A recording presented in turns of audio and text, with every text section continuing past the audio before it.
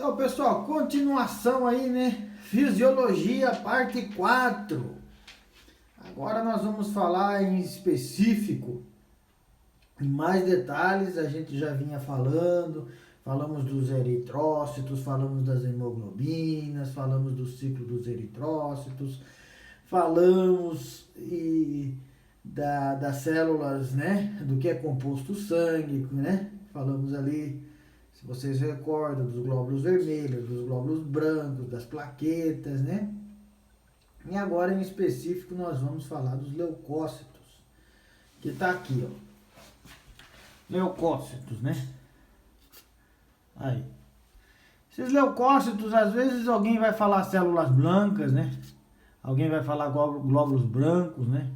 Eu sempre lembro que alguém sempre falava, tem que tomar aí os lactobacilos vivos, que eles aumentam a produção de glóbulos brancos, não sei o que, aquele Yakutin que a gente tomava, aquela delícia, né?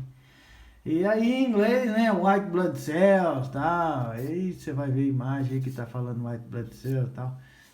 E aí por diante, né, pessoal?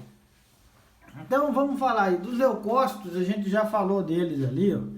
Nós temos os granulocitos, né? E esses granulocitos aí, por quê? Porque esses granulocitos tá aqui, ó, eles têm numerosos grânulos. Eles são polimorfonucleares, tá? Então eles têm diversos núcleos, né? Morfo, que eles são todo de uma forma aí desconjuntada, vamos dizer assim, né? E aí temos aqui os neutrófilos, que são os granulocitos, né?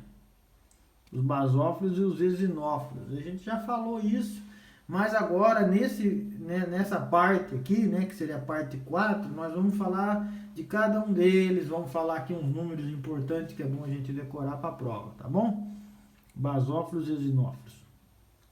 Os agranulocitos, né, que eles não têm esses grânulos, seriam os monocitos e os linfocitos, tá bom? Vamos falar um pouquinho do ciclo vital dessas células. Vamos falar o seguinte: os granulocitos, eles podem viver de 4 a 8 horas ou de 4 a 5 dias. Depende muito, se por exemplo tiver alguma infecção no corpo, eles vão morrer muito mais ligeiro, né? Eles vão tentar combater aquela infecção e vão se autodestruir nesse combate dessa infecção, né? Essa luta que vai haver ali entre bactérias, vírus ou alguns outros fatores, né, letais, tá certo? Então vamos ali agora para a vida dos monócitos. Eles já vivem aqui, ó, entre 10 a 20 horas. E os linfócitos, eles podem viver semanas ou até meses, tá bom? Então vamos lá para cima aqui, ó. Falar de uma forma geral as características dos leucócitos, né? Nós temos a defesa, nós temos proteção. E esse número normal de leucócitos no organismo, ele varia de 4.500 a 10.000 por milímetro cúbico de sangue, tá? Acima de 10.000, nós temos o que se chama de leucocitoses. Então, esse número, quando ele sobe muito, ele vai formar um problema, que é chamado leucocitoses. Ou se ele abaixa demais, ele vai formar o que nós chamamos de leucopenia. Tá? E como que eles estão aí, vamos separados em porcentagem, que é isso que é o importante, a gente decorar esses números aqui, ó, principalmente para a prova. Então aqui nos neutrófilos nós temos 62% de neutrófilos, eosinófilos 2,3%, basófilos 0,4%, os monócitos 5,3% e os linfócitos 30%. Eu coloquei aqui algumas características, por exemplo, os neutrófilos, eles atacam bactérias e vírus, os eosinófilos parasitos, né, que são algos maiores, como as larvas e os helmintos. E já os basófilos, eles são produtores de histamina e outras coisas, né? E, inclusive, reações inflamatórias. Eles atuam mais em reações inflamatórias e alergias também, tá? Então agora vamos entrar em mais detalhes, né, sobre os neutrófilos, né? Eles não fixam bem corantes, por isso que eles levam esse nome, neutrófilos, né? E eles têm esse grande número de grânulos, né? E o que são esses grânulos? Esses grânulos são lisossomas. E esses lisossomas, eles produzem enzimas hidrolíticas, né? Que elas são utilizadas para fagocitose, né? Para digestão desses elementos aí nocivos, né? E os neutrófilos, eles são ativados muitas das vezes através de quimiotaxis, né? São diversos bioquímicos, né? Que vai ser, vamos dizer, liberados durante uma infecção e vai atrair esses neutrófilos, né? E nós colocamos ali bem grande ali que eles, então, tem uma porcentagem de 62%, né? Na sua quantidade de células brancas, né? Tá bem? E então, eles se movimentam por diapadeses, né? Que é um tipo de um transporte, uma forma de transporte ameboide, né?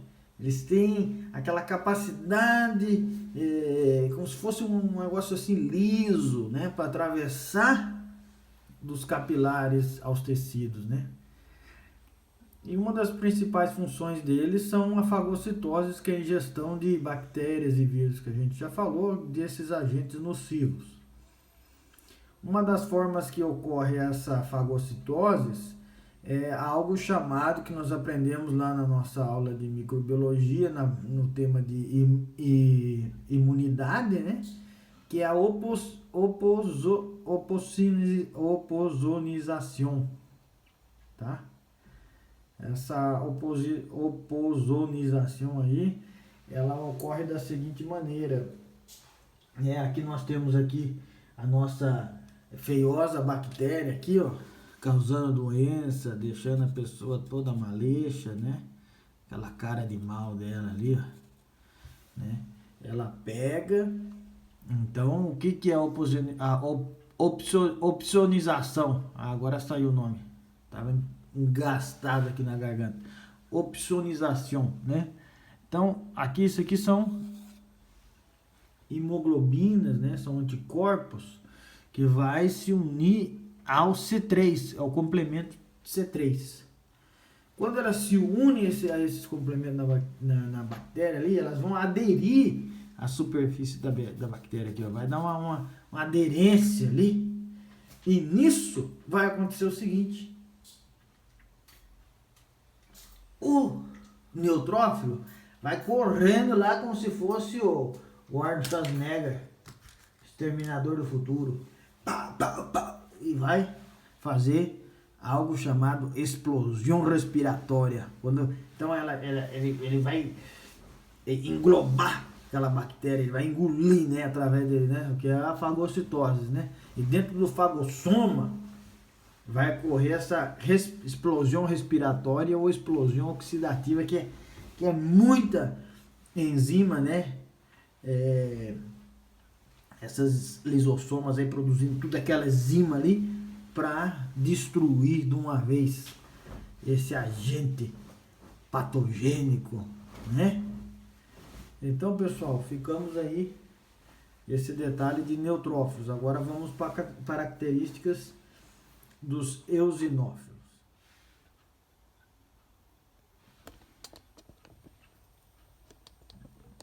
Então, pessoal, aí as características dos eosinófilos, né? Então eles têm aí 2,3% no sangue, né? Esse é o número deles. E eles têm grânulos acidófilos, né? Essa acidez desses grânulos, junto com a tinção, né? O tingimento de eosina, ele vai formar esses grânulos uma cor meio rojo, né? Meio rosa, assim, rojo, tal.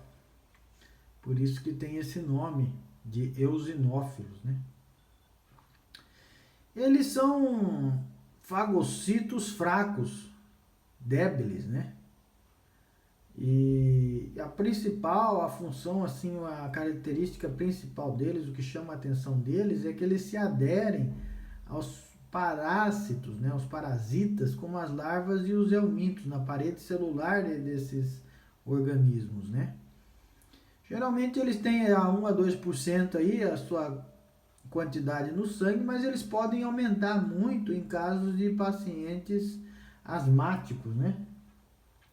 De infecções respiratórias. Então, pessoal, os basófilos, né? As características deles são, né? Eles têm um corante básico, né? Chamado hematoxilina, que produz uma cor azul-violeta, né? E uma informação importante que nós temos é que eles produzem, né, a histamina, a heparina, a bradicinina e a secrotonina, sendo que a secrotonina ela tem essa função de vasoconstrição, né? Aqui, vasoconstrição. Já a vasodilatadora seria a bradicinina e a histamina, né? Um outro detalhe importante, né, pessoal, que a gente tem que sempre estar recordando, são essas porcentagens aí, né? Então, os basófilos aí, eles vão ter uma porcentagem, né, no sangue de 0,4%. Os eosinófilos, 2,3% e os neutrófilos, 62%, tá? Só para dar uma recordada. Então, essas células, né, elas se assemelham muito com as células dos capilares sanguíneos, subcutâneos e dos tecidos conectivos. E quando isso acontece, ela recebe um outro nome, mas com as mesmas funções, que são os chamados de mastócitos, tá? E esses mastócitos, eles aumentam, eles têm maior quantidade do que os próprios basófilos, tá bom? E o que elas fazem, esses basófilos? Quais são as funções desses basófilos aí, né? É o desencadeamento de reações inflamatórias alérgicas, né? Aí, como a histamina, heparina. Então, isso aí, eles funcionam muito na questão de algumas inflamações alérgicas, né? Por quê? Eles se combinam, eles se fixam, né? Com essa hemoglobina E, né? Eu falo E, alguns falam E, hemoglobina E, tá? E essa hemoglobina E, ela se fixa nas membranas dos mastócitos e dos basófilos, né? Que aí é onde que vai trabalhar aí nessas alergias. Então esse vídeo, pessoal, já tá bem longo. Tem mais assunto ainda pra gente ver aqui. Vamos terminar aqui a parte 4, estamos terminando a parte 4 e continuaremos com a parte 5. Por gentileza, pessoal, se inscreva-se no canal, deixa aquele like aí, tá? A gente precisa muito de inscritos, né? E nós vamos continuar o nosso trabalho.